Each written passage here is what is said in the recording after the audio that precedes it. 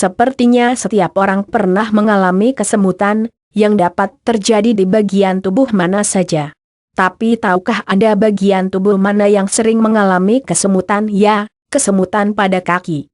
Mungkin Anda pernah merasakan kaki kesemutan saat duduk, bersila terlalu lama, atau ketika kaki tertindih. Kesemutan yang seperti ini adalah normal karena tekanan yang terjadi pada saraf dan pembuluh darah, sehingga apabila kaki kembali diluruskan dan tekanan hilang maka kesemutan pun akan segera menghilang. Akan tetapi, jika kaki sering kesemutan tanpa adanya sebab seperti di atas, maka kita jangan menganggap itu suatu yang normal karena ada penyakit-penyakit atau kondisi medis yang menjadi penyebabnya.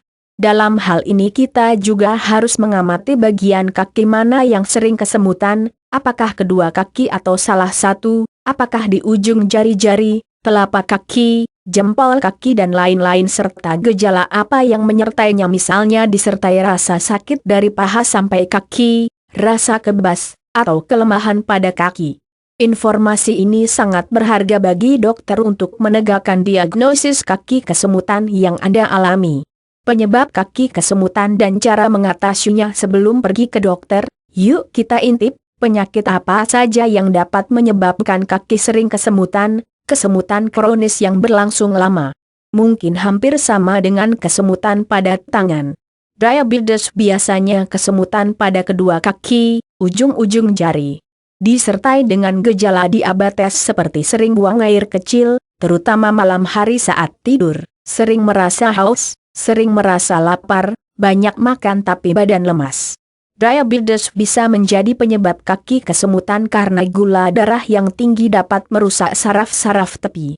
Untuk mengetahui kita harus melakukan pemeriksaan gula darah. Untuk mengatasi kesemutan akibat diabetes ini, maka gula darah harus terkontrol agar selalu berada pada level normal dengan obat-obatan yang diberikan dokter. Di samping itu harus rajin olahraga seperti senam diabetes, serta suplementasi vitamin neurotropik. Silahkan baca tips agar gula darah terkontrol dan nilai normal gula darah. Saraf terjepit. Kesemutan akibat saraf terjepit terjadi pada salah satu kaki atau bagian kaki tertentu sesuai saraf mana yang terjepit. Contohnya pada sciatica, di mana terjadi jepitan pada saraf sciatica yang membentang dari pinggul hingga tungkai kaki.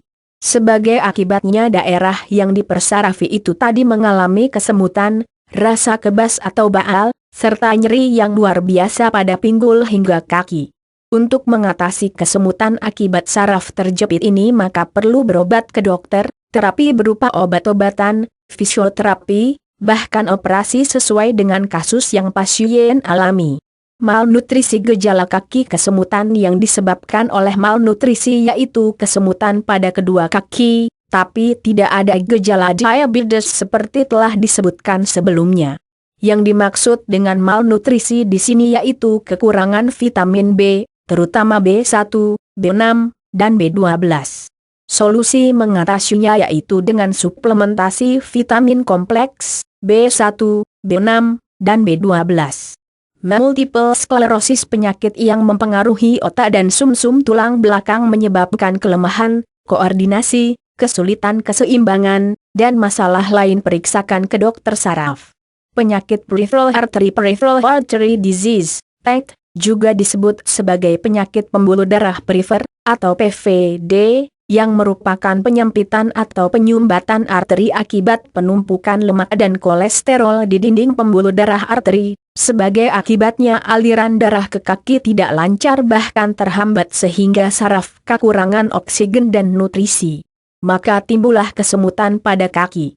Herpes zoster. Reaktivasi virus varicella zoster. Pertama-tama muncul gejala kesemutan disertai rasa sakit pada daerah tertentu, kemudian muncul ruam dan lepuhan pada kulit. Untuk mengatasinya perlu obat anti nyeri dan antivirus yang diresepkan oleh dokter. Alkohol. Konsumsi alkohol yang berlebihan dapat menyebabkan kerusakan saraf yang ditandai dengan kesemutan. Efek samping obat penyebab kaki kesemutan lainnya yaitu efek samping obat seperti kemoterapi, obat HIV, antibiotik metronidazol atau obat pencegah kejang, antikonvulsan. Sekian, terima kasih.